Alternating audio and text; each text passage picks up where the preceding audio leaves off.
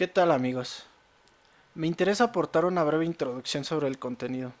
Intentamos hablar desde la perspectiva de personas comunes, tocando temas los cuales usualmente se tiene la idea que necesita ser un intelectual y un erudito. Queremos quitar el tabú que implica la pereza de pensar por sí mismo y hacerse un criterio propio. Demostrar que no es imperativo ser un superdotado para razonar y que, si eres un ser humano que piensa y razona y siente, eres capaz de llegar al mismo punto de observación y explicación que cualquier intelectual y filósofo, ya que ellos lograron mirando su entorno, razonando y sintiendo. Nuestras pláticas no son un podcast, ni una entrevista, ni tienen un formato estricto, solo somos personas opinando, con experiencia empírica de temas que nos resultan importantes e interesantes. Dos mortales expresándose y comunicándose, llegando a un acuerdo o no, solo charlando, sin pretensión de tener la razón y con la humildad de estar completamente equivocados y querer aprender. Por lo demás, si nos escuchas, muchas gracias.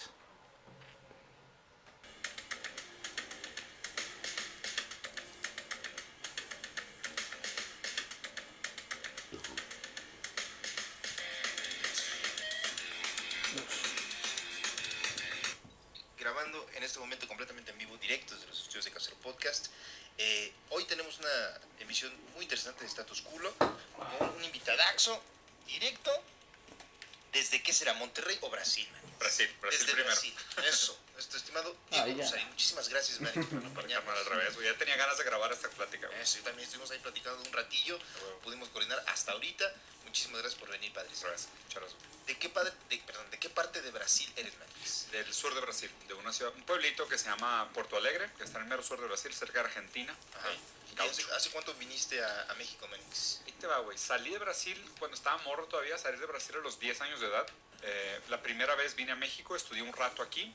Después me fui a hacer la carrera afuera, hice la maestría afuera, estuve trabajando en muchos países, estuve como nómada, güey, prácticamente toda mi vida. Órale. Y ahorita tengo 5 años que regresé a México otra vez. Regresaste a México, estás en Monterrey y radicas ahorita estoy en Monterrey, mi esposa es regia, tengo 2 hijos, uno brasileño y uno mexicano. Órale, o sea, sí tienes como un acento de todo el mundo. Sí, güey, michas, güey. Sí, la neta, sí, tengo 3 pasaportes, güey, he vivido en prácticamente todos los continentes. Órale, 5 idiomas, güey, me gusta mucho viajar. Para tu, o sea, ¿qué tanto impactó el estar viajando de lugar en lugar desde morrillo, güey? La neta, es el tipo de cosas que yo digo que son probablemente las características que más me marcan como persona, güey. O sea, yo creo que más allá de la educación, los gustos, los hábitos, el viajar fue probablemente lo que más me forjó carácter y lo que más me hizo lo que soy, ¿no? O sea, el entender otras culturas, entender a gente en su idioma, formar vínculos con gente con la que no comparte los mismos gustos, los mismos orígenes. Sí. O sea, yo sinceramente creo que el que viajar, involucrarte con otra raza, güey, sí te transforma. Ya, qué chingón, güey. Qué chingón. Yo la verdad la primera vez que viajé fue a los 16, creo, en avión, por primera vez. Sí. Tomé un avión a los 16, fui a visitar Canadá y luego de ahí no lo volví a tomar hasta los 23. Órale. Que fui a Cancún, a la playa. Ya. Sí, y... Pero es que Vallarta sí es del barriecísimo, ¿no? De las principales razones por las cuales quería sí le costó cotorrear un contigo es porque justo hay temas en los que me mama mucho tu punto de vista, la verdad, está muy sabroso. Uno de los puntos que me gusta mucho platicar con las personas, muchas veces no se da, no sé, me da medio pena, algunas personas no quieren tocar el tema, pero ¿tú qué opinas al respecto? ¿O cuál es tu opinión? ¿O crees en una deidad, Menix, o no? ¿O qué opinas? ¿Cuál es tu percepción? Es raro, ¿no, güey? O sea, es de esas cosas que uno cree no creer. Y específicamente hablando, creo que hay como un tipo de renegación a la creencia. Y por otro lado, hay una gente que tiene un cinismo entregado a la creencia, sin necesariamente tener una creencia per se, ¿no? Yo creo que cada quien tiene que caer en un tipo de reflexión sobre qué rol juega el papel de una fuerza metafísica en su percepción de la realidad, o sea, su versión de la ontología, ¿no? Es de que cómo funciona el mundo funciona por tales cosas, y en donde están mis agujeros o mis carencias de razón, yo atribuyo a una cierta fuerza a la cual no le puedo asignar características mundanas, un papel de deidad, que juega un papel fundamental en la articulación de cómo funciona la lógica de mi interpretación de la realidad. O sea, eso sería como una manera en la cual yo racionalizo la necesidad de la existencia de un Dios.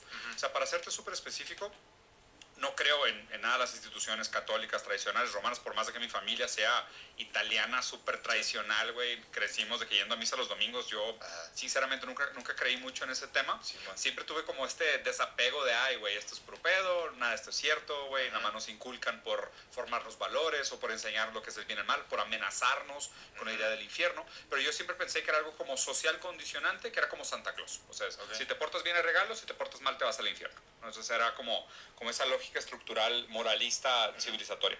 Pero hablando ya filosóficamente, güey, para mí el argumento de Dios que más me ha convencido es la necesidad de una causa original. ¿Okay? O sea, la idea es, yo soy determinista hasta cierto punto, yo creo que el universo está organizado por causas anteriores. Como la naturaleza, ¿no? ¿Sería que hablábamos? Bueno, yo creo que el ser humano tiene mucho ese rollo de que necesita una figura para... Que le dé sentido, que le dé razón a su existencia, güey. Por el miedo de no tener un sentido, ¿no? Entonces, agarras figuras la que más te acomode, güey. Pero ¿crees que sea la búsqueda del sentido humano o de la existencia misma? Porque no le buscas solo sentido a tu existencia, sino a lo que se mueve también alrededor pues de ti. Pues sí, le quieres dar sentido a todo lo que está funcionando, a tu realidad. A tu percepción de realidad. Ajá. Entonces, ¿cómo le das forma? Pues con ese tipo de dogmas que te condicionan, ¿no? A pensar de cierta manera y que casi todos te dan un premio al final del viaje, güey. Entonces, el hecho de pensar que no hay un premio al final del viaje... Que no existe la eternidad. ¿no? le da ansiedad a la humanidad, güey. No perpetuarse solo porque sí, sino... ¿Cómo decirlo? O sea... Que sea finito, o sea, que simplemente la vida pase, ¿no? O sea, que... Sí, que no tenga un sentido... Sea esto y después de esto ya se acabó, ¿no? Sí, ese es el miedo. Yo creo que por eso son mucho las figuras, güey. Los dioses, todo ese rollo. Hoy están condicionadas por condiciones anteriores. Entonces, tiene que haber una condición original. Entonces, si esa condición original es nada, pues algo tuvo que detonar ese nada. Esa condición original, que de hecho es un argumento de Santo Tomás de Aquino, es mi argumento favorito para justificar la necesidad de la existencia de una deidad. Ahora, ¿qué le atribuyo a esa deidad? No soy ni politeísta ni antropomorfa, o sea, no creo que tenga ni siquiera características humanas, no creo que tenga mucho vínculo con nosotros. Me parece que el Dios al cual atribuimos tradicionalmente la figura de Dios es muy humanista, ¿sabes? Nada más es que un enaltecimiento del propio ego humano. Sí. Yo, la verdad, y lo digo medio en broma, medio en verdad, soy más de la creencia de un Dios tipo Cthulhu, que es una deidad obscura, eterna, completamente indiferente a nosotros, sí. Como sería mucho más lógico de una fuerza inicial originaria, ¿sabes? O sea, me parece un poco monumentalista por parte del humano pensar que una deidad tendría un papel tan minucioso en su día a día como para decir, dude, el karma, güey, déjate castigo. O sea, que es como que, güey, tiene mejores cosas que hacer. Yo siento que son más reglas naturales. Que si es que existe tal cosa sí, como no creo una que deidad, tenga que es amoral, que es que son güey acá decidiendo el pedo de esto está bien, está mal, o sea, son cosas intrínsecas en el universo también. Bueno, también está ese rollo que el humano solo tiene para pensar eso, ¿no? Su propia humanidad, güey. Por eso le da forma humana a los dioses. A lo que encuentra. Porque como percibimos, no se puede que Dios ni siquiera tenga las formas o los idiomas o lo que nosotros damos, pero es nuestra manera de percibirlo como alcanzamos, ¿no? Ayúdame eso. Sí, entonces solamente le damos esa forma de que es un ser humano jugando al hormiguero, ¿no? Porque solamente así lo podemos razonar, por eso nos da nuestra cabeza. No, ni siquiera nos podemos a pensar que no es una individualidad consciente tomando decisiones, sino una conciencia universal. Exacto. Solamente pues no sé si autopreservándose sería la palabra. No, desarrollándose, no creo que se esté preservando, sino se está evolucionando también. Esa es mi percepción de la conciencia, o sea, ni siquiera un ente así físico, o sea, un movimiento, un desarrollo que está percibiendo llegar a más y a más y a más y a más. Como las ondas, ¿no? Pues estas ondas no se detienen, ¿no? Que es la conciencia universal, solamente se está expandiendo y no creo que esté conscientemente individualizando así como piensa el ser humano, tomando decisiones en función de la humanidad. Exacto. ¿No? O moldeando como arcilla lo que está pasando alrededor. Sí. No creo, yo lo concibo así, ¿no? Como ondas que solamente se están expandiendo, ¿no? Pero en algunos lados cobra sentido, ¿no? O sea, ¿qué crees de este sentido? O sea, somos ondas en expansión, pero aquí tenemos cierto sentido. Nos individualizamos en este punto. Sí, pero no es este sentido, o sea, le damos un sentido individual y quizás ni siquiera es este sentido, ¿no? Como tal. Le queremos dar sentido en función de nosotros y no creo que sea así, güey. No creo que seamos solo nosotros contra el universo. Sí, y la humanidad pues tiene ese ego, ¿no? De pensar que como no hay otros seres vivos, pues estamos aquí para mover. Entonces yo soy el que tiene la batuta, ¿no? Sí. De decidir de la existencia. Ajá, y el único que puede contra mí es Dios, que está en mi contra, ¿no? Sí. Pues tampoco funciona así, güey. Mi presente no tendría por qué ser benevolente, simplemente sería indiferente. Esa es mi postura sobre el teísmo. Bien. Bueno, pero él sigue pensando, o sea, él sigue concibiendo a un Dios tomando decisiones, ¿no? Ajá, un cuerpo. Un humano con muchos poderes. Exacto. Yo, una de las principales razones cuando empecé a analizar por qué quería creer o por qué iba a dejar de creer en lo que no me convencía del todo, igual también fui criado católico y la verga, fui a una escuela católica y esto. Creo que de las principales cosas que me llamaron la atención fue decir justo lo mismo, pero mi razonamiento fue un poquito distinto, creo. A ver, decía que se le atribuyen muchísimas características como morales a una deidad. Morales humanas, porque la moralidad es humana, ¿no? Exacto. Y decía, bueno, si ser bueno y ser malo es algo humano, y una deidad tiene estas mismas características, entonces esta deidad no puede ser 100% omnipotente. Claro. Entonces, la razón a la cual llegué también en su momento cuando empecé a deslindarme de este pensamiento tan característico católico, era justo eso, una deidad, una especie de energía que existe, pero que está ahí solamente, sirve como para alimentar tal vez el mundo que nos rodea. De ahí ya pasé justamente pues es que es el mundo que nos rodea, ¿no? No creo que sea individual del universo y de todo, ¿no? Las cosas, y al mismo tiempo... ¿Cómo que individual del universo? O sea, él dice que es algo que está que está controlando, ¿no? Ajá.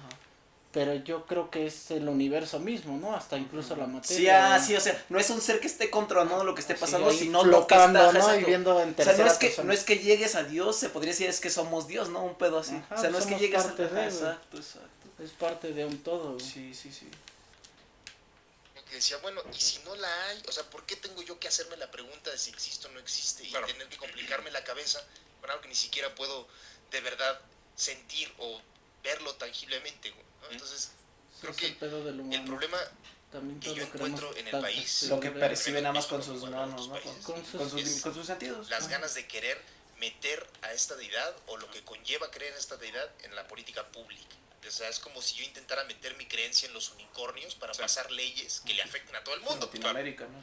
Por eso se supone que somos sentido, un gobierno laico, pero ni pero no paradigma en Latinoamérica en general que es profundamente católica o crees que da igual. A ver, son tres cosas que me gustaría comentar. O sea, primero, güey, esta idea de la fuerza o no tenemos omnipotente que nos rodea. No sé si has leído la idea de Dios pues de sí, Spinoza. somos esclavos de nuestras percepciones. Spinoza tiene una noción de muy nuestros chingona sentidos, de Dios, más bien, ¿no? Spinoza es panteísta, monista y materialista. O sea, monista quiere decir que Spinoza dice que no existe tal cosa como alma y cuerpo. Spinoza dice que todo es cuerpo. O sea, todo es material, no existe absolutamente nada que no sea material. Aún las ideas podrían ser interpretadas como una descarga electromagnética entre dos neuronas, y aún lo que nosotros entendemos como alma, nada más es, güey, que la carga, no sé, de energía que tienen las células en hacer movimiento y chocar entre sí. Pero esta idea de un monismo materialista radical da luz a esta noción panteísta de Spinoza. Panteísta se refiere, todo es Dios. O sea, es que el error está en hacer la división en que Dios es esto y Dios no es aquello. De hecho, la palabra Dios en los textos de Spinoza se puede reemplazar por naturaleza y se leen idénticos. O sea, tú puedes decir, es que la naturaleza lo es todo. Sí, claro, porque nada está fuera de la naturaleza. ¿No? Entonces, realmente nosotros le atribuimos como un sesgo cognitivo al tratar de identificarnos con el mundo.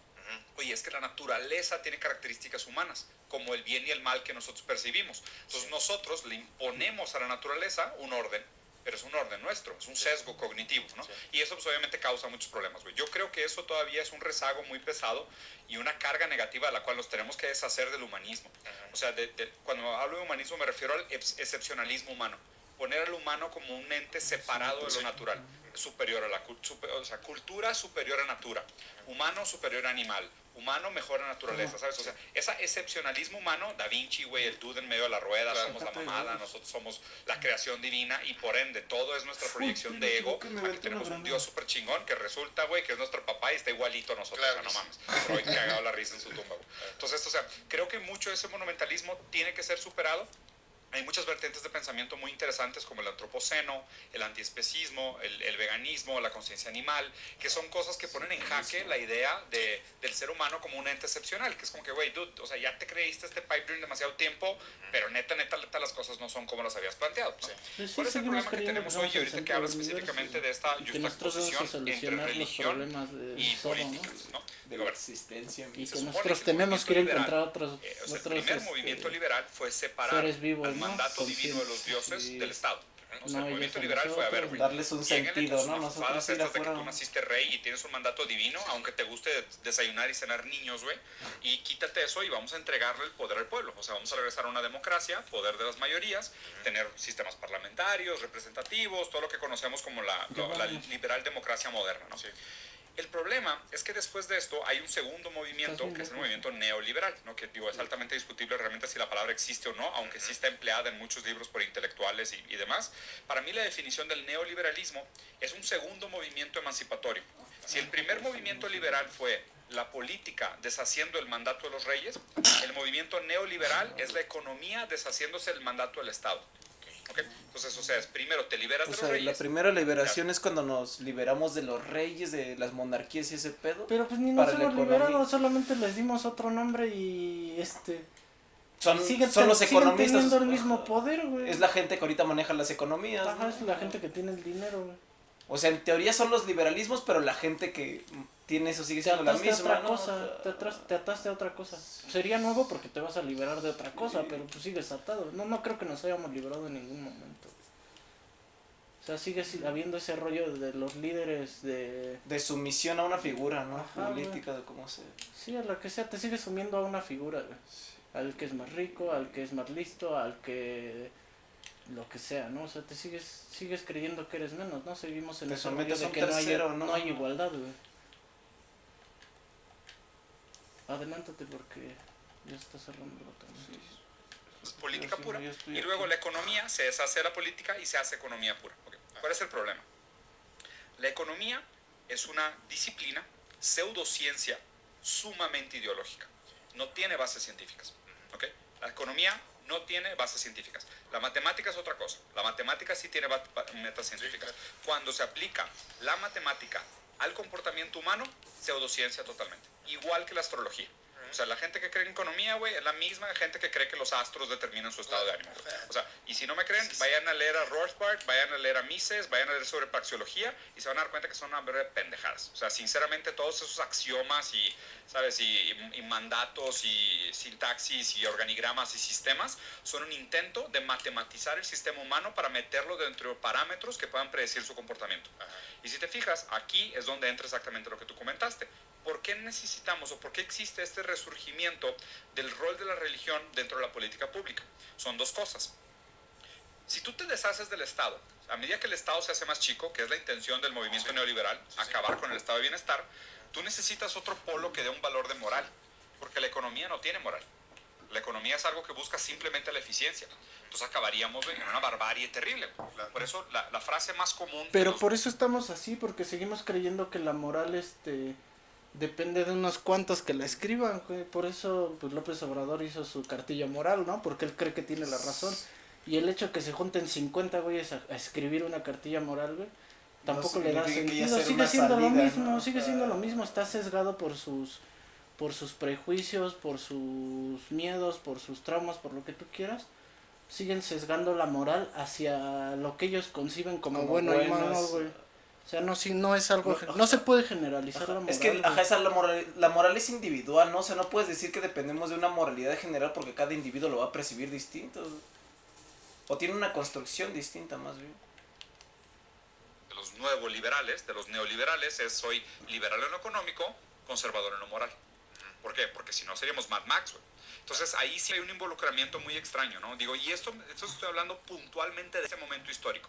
Digo, obviamente la religión es crucial en la manipulación de masas, en la perpetuación de la moral del esclavo, en mantener a los pobres, en glorificar el fracaso, en hacer que la miseria ajena sea algo aspirable, en mantener un cierto tipo de dogma, en posicionar a las personas como figuras canónicas. O sea, creo que la religión da para mucho análisis histórico, pero creo que ahorita este momento histórico justo entra como una muleta para suplementar ese vacío moral que deja el neoliberalismo.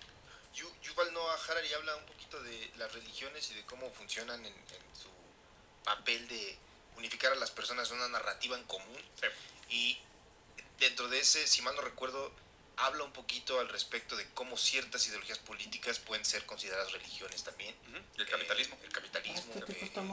No, dentro de este entendimiento, el neoliberalismo sería también una especie de religión, tal vez, en la que la creencia absoluta está en que el mercado se va a regular a sí mismo. Es que el neoliberalismo es capitalismo. O sea, de la misma manera que los espectros políticos se tienen que leer como ejes direccionales, no como puntos cartesianos, el neoliberalismo es la dirección natural del capitalismo a desregularse o a transformarse en imperialista. O sea, de hecho, más bien hacia el minarquismo tiende hacia el anarcocapitalismo, que pudiera ser un tipo de, ¿sabes? Estado, o sea, un estado mínimo, donde se atribuyen los derechos de propiedad, o sea, como que las cosas básicas que necesitan los capitalistas para funcionar, que es un tipo de feudalismo. Sí. Porque sería pues un gobierno que sirve al interés de muy pocos, güey. Entonces, la verdad, yo ya ni siquiera hago una distinción. Es que yo en eso creo, porque, o sea, para mí cuando una sociedad se hace más grande, cuando tienes un número más grande que cubrir, no puedes cubrir las necesidades de todos. Pero pues por eso existen los estados, Pero es que no cubren, ese es el punto, güey. O sea, existen pero no han funcionado como tal. Cuando ocupas o quieres ordenar a más gente de la que puedes, es cuando empieza a haber discordia o mala distribución o esos pedos. O sea, yo más bien no creo en el Estado como fuerza mayoritaria. O sea, no creo en la organización de miles o millones. Creo en las pequeñas organizaciones. No son sinónimos, güey. Entonces sí comparten también el hecho de que son religiones, güey. Porque es un sistema de creencias que no tiene un fundamento científico. Entonces, siendo siempre organizaciones mínimas, siempre va a haber una buena organización, güey. Siempre, o sea, sí va a ser óptimo, sí va a ser realizable. No sé si siempre, pero mínimo sé que cabe la posibilidad. Si a miles, a millones no los pudimos organizar como así, que quizás a 200, a 300 que tengan intereses parecidos, logramos una organización más estable. Y otros 200 acá, y otros 200 acá, y otros 200 acá. O sea, cubrimos una necesidad más clara. Ya memorizo. O más directa. Sé que ahí hay otro. Ahí está. Yo lo vi. No me vas a poder revivir, no hay ni con qué. No, pero pues mínimo se ve chido que vaya. Está atrás de ti, güey. Voy Ahí se está curando enfrente. Traigo Rocket. Ajá. Cúrate. No te vas a alcanzar. No hay nada con que curarme. Adiós. Y ya todos te fue cabales. Bueno, entonces cabe la posibilidad más realista de que en una pequeña organización, en un determinado número de personas, se pueda... Cubres la necesidad porque creo que se escucha más tu voz. O sea, ahorita en nuestras democracias mi voz es representativa, pero no son mis intereses directos. No es lo que yo busco como persona para desarrollarme. Quizás en una sociedad más pequeña eso funcione. O sea, no es la decisión de que nos convenga al grupo, sino lo que te conviene a ti como individuo, y a mí. Por eso creo en la organización pequeña. Digo, como opción, porque no lo he probado, ¿no? Si lo quisieras ver, es teología contra ciencia. Claro. Entonces, el neoliberalismo entra en boga como en los 80, ¿no? Más o menos. 70s. 80s. O sea, son los Chicago Boys de las escuelas de los 60s en Chicago, pero realmente su papel global fue en los 70s con Margaret Thatcher y Reagan. Y el entendimiento entonces del mercado va a solucionar todo viene de qué creencia, o sea, de decir la economía lo es todo, las ganancias es lo que va a dar bienestar a la gente. No es un pensamiento nuevo para nada. O sea, es lo que se me hace raro, güey, que estos güeyes que presentan estas ideas minarquistas o narcocapitalistas se presentan como una alternativa cuando, a ver, perdieron, güey. O sea, perdieron en casi todos los sentidos. O sea, es que sí, es lo que te decía el otro día. Pero perdieron porque adoptas las formas, güey. O sea, lo que entiendo que está mal del anarcocapitalismo es que no estás proponiendo una forma distinta. Te apoderas de los medios de producción. Es lo que funciona, voy a hacer que funcione a mi manera. pero no propones una alternativa a lo que está, ¿me entiendes? O sea... No, aparte yo creo que no funcionaron porque...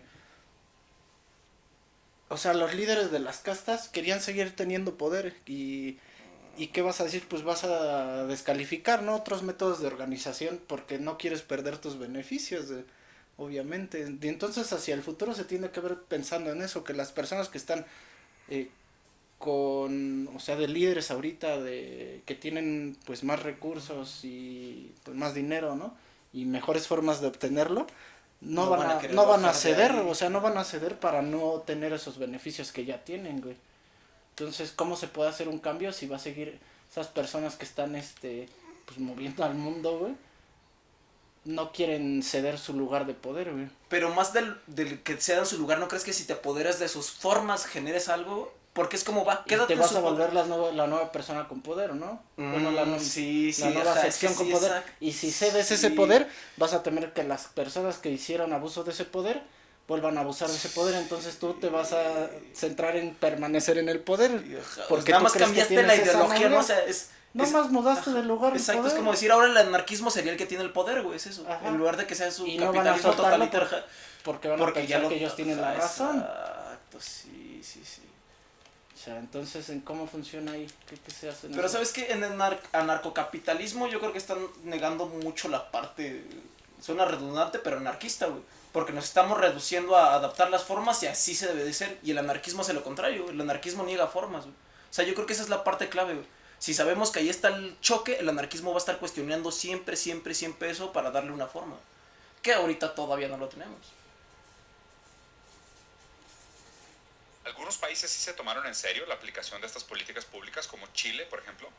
Chile fue un laboratorio muy interesante de neoliberalismo y ahorita estamos viendo cómo les tornó en la cara ojete, güey. O sea, fue de que sí, creció el PIB, pero ve la desigualdad, ve el malestar social. O sea, la gente se salió a la calle a quemar carros, güey, porque no aguantaban el nivel de deuda al que llegaron y las diferencias profundas y abismales y la incapacidad de tener movilidad social. O sea, pero Chile... es que, ¿sabes qué? Yo siento que la diferencia entre los chilenos es que se dieron todo a la empresa, a la propiedad privada. O sea, se lo cedieron a empresarios, ni siquiera fue decisión acá interna, güey. Se lo quitaron al gobierno, se lo dieron a empresarios.